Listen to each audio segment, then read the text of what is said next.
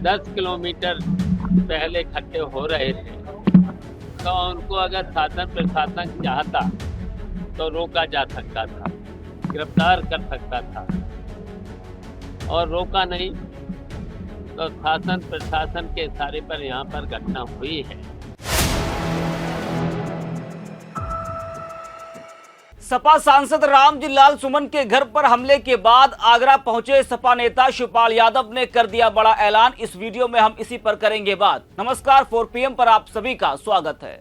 आज हमारे देश में जिंदा व्यक्तियों से ज्यादा मरे हुए लोगों पर बात और बहस होती है, वो भी जो 300-400 साल या इससे पहले जो मर चुका है उस पर बहस हो रही है। कब्र के अंदर गड़े मुर्दे पर बहस करके देश को किस ओर ले जाना चाहते हैं ये नेताजी लोग समझ नहीं आता।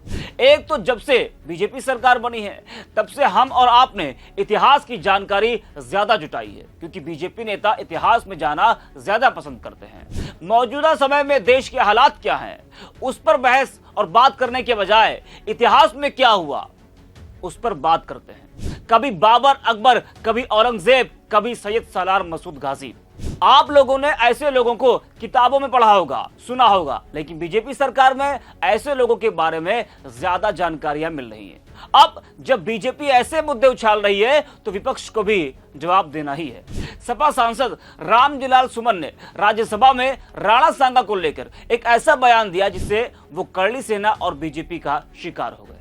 वो बयान कुछ लोगों को इतना नागवार गुजरा कि आगरा में सपा सांसद के घर पर हमला बोल दिया गया, जमकर तोड़फोड़ की गई। और योगी जी की पुलिस का क्या ही कहना। हालांकि प्रयास तो बहुत किया कि सेना आगे न बढ़ने पाए, हमला न करने पाए, लेकिन पुलिस हार गई। पुलिस की ताकत वहां दिखती है जहां खान साहब लोग होते हैं, वहां सेकंड में नहीं लगते कि कई थानों की पुलिस पहुंच जाती है। अब अपने सांसद के घर पर हमले से सपा नाराज है।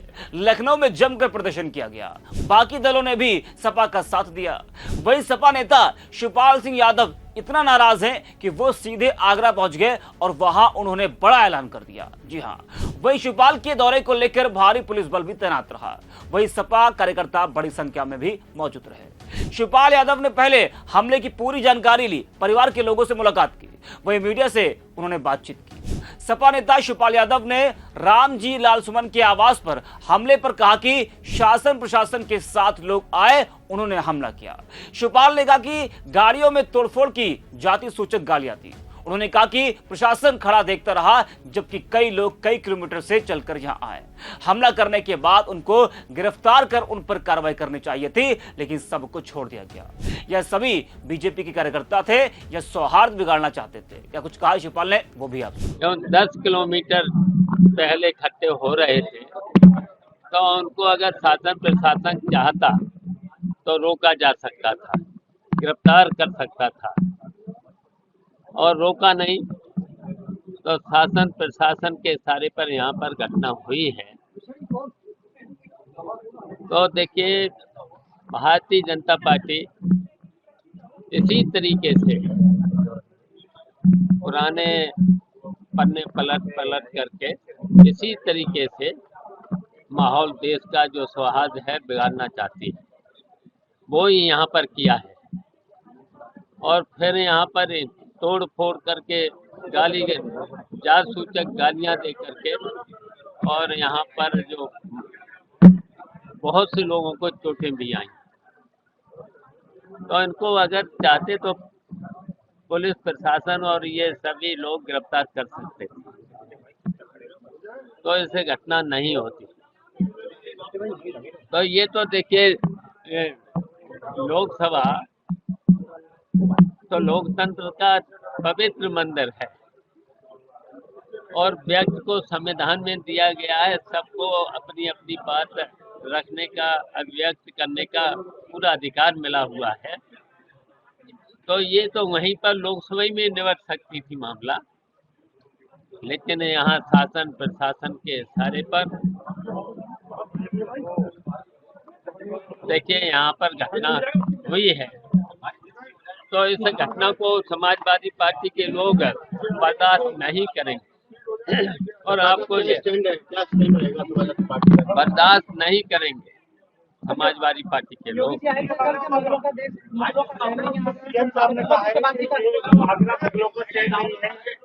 ये देखिए, भारतीय जनता पार्टी के लोग तुष्टीकरण की राजनीति करते हैं और इसी तरीके से देश का पूरा माहौल बिगाड़ना चाहते हैं। और वो देखिए, उन्होंने कहीं पर भी पूरे देश में कहीं पर भी विकास का काम किया नहीं है। तो ये देखिए, इन मुद्दों पर चर्चा होना चाहिए, बहस होना चाहिए, वो भी नहीं करने देते हैं। महंगाई, बेरोजगारी, भ्रष्टाचार जैसे मुद्दे, बेरोजगारी जैसे मुद्दे हैं, इनको छिपाना चाहते हैं, काम किया नहीं है। समाजवादी पार्टी सुमन जी के राज्यसभा में दिए गए बयान का समर्थन कर दिया। देखिए, उन्होंने कोई गलत बात नहीं करी है। और फिर ये तो देखिए, मैंने कहा कि राज्यसभा, लोकसभा लोकतंत्र का सबसे बड़ा पवित्र मंदिर है। वहाँ पर देखिए, संविधान में सबको अपनी अपनी बात अभिव्यक्त करने का छूट मिली हुई है। तो ये मामला वहीं पर निपटा जा सकता था, वहीं पर निपटा। लेकिन भारतीय जनता पार्टी के लोग इसी तरीके से पुराने पन्ने पलट के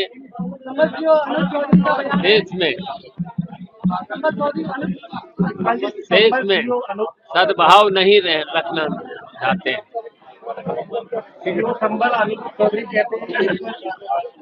ये तो देखिए, भारतीय जनता पार्टी कुछ भी करवा सकती है, सद्भाव बिगाड़ने के लिए कुछ भी कर सकती है।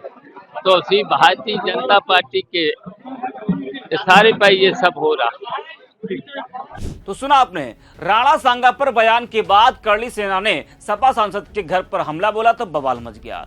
दलित सांसद का मामला है, इसलिए बाकी दल भी बीजेपी को घेरने में लग गए। वही बीजेपी का कहना है कि सपा सांसद ने हिंदुओं का अपमान किया।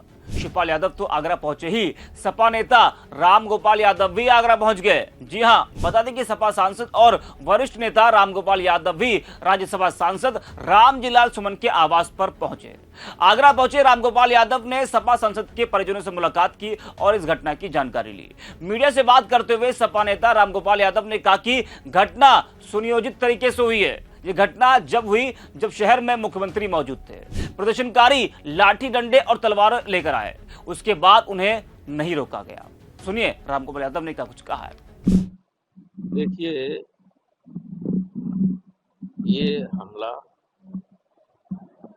पूर्व नियोजित था ही और बड़े आला अधिकारियों की जानकारी में भी था। दुर्भाग्य की बात यह है कि उस वक्त भी जब उत्तर प्रदेश के मुख्यमंत्री यहाँ से जरा सी दूर पर एक कार्यक्रम में थे, प्रशासन को जो सख्ती करनी चाहिए थी वो नहीं की। बुलडोजर लेके आ रहे थे, लाठी डंडे तलवार लेके आ रहे थे, इसके बावजूद किसी को नहीं रोका गया। तो इसका क्या निष्कर्ष निकाले? इस पर शासन का पूरा सहयोग रहा हमलावरों को, और इतनी बड़ी तादाद में आने के बाद गिरफ्तारियां कितनी हुई? कोई हुई गिरफ्तारी? 29 लोगों को हिरासत में लिया गया और रात को ही छोड़ दिया गया। क्या कहिए इसको? तो ये तो कहीं भी किसी को ये हक तो है नहीं कि आप जबरदस्ती हमला करने आके किसी लोगों को अभिव्यक्ति की सुनता है, अधिकार है। संसद में सुमन जी ने जो कहा वो संसद में मामला निपटता, संसद में उठ रहा है, आज भी उठ रहा है। लेकिन हमला करे कि ये घर पे आके परिवार वालों को, आसपास परिवार छोड़िए, आसपास पड़ोसी लोगों के भी नुकसान हुआ, गाड़ियां टूटी, तो ये इसके लिए यहाँ का प्रशासन पूरी तरह से जिम्मेदार है। सर, पीडीए की भी क्या तैयारी है इस हमले को लेकर?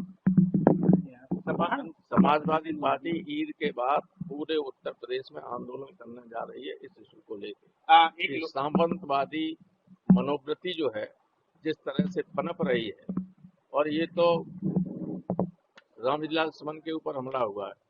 अगर रामजीलाल सुमन दलित न होते, अगर उन्हीं की बिरादरी के होते तो हमला करते ही लोग। ये पूरे पीडीए पर और दलित समाज के ऊपर हमला है।